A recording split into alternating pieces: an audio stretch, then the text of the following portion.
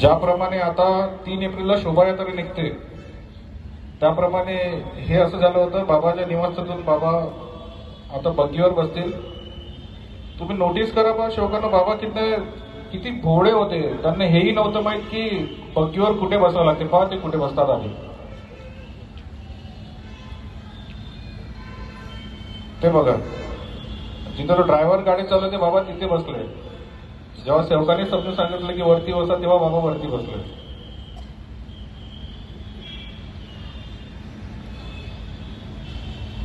हे उराडे काकाजी.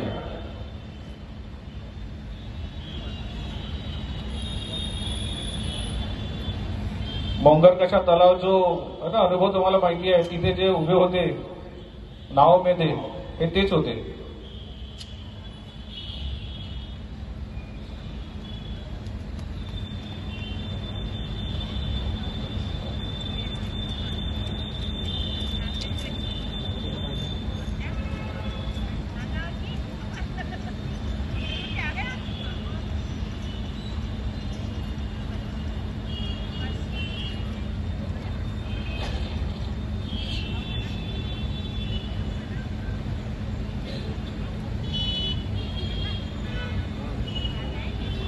त्यानंतर ही शोभायात्रा गेली भवनामध्ये.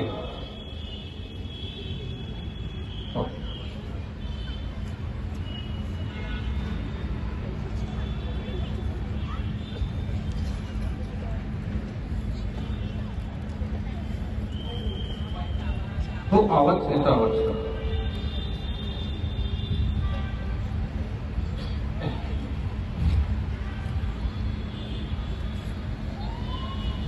केलं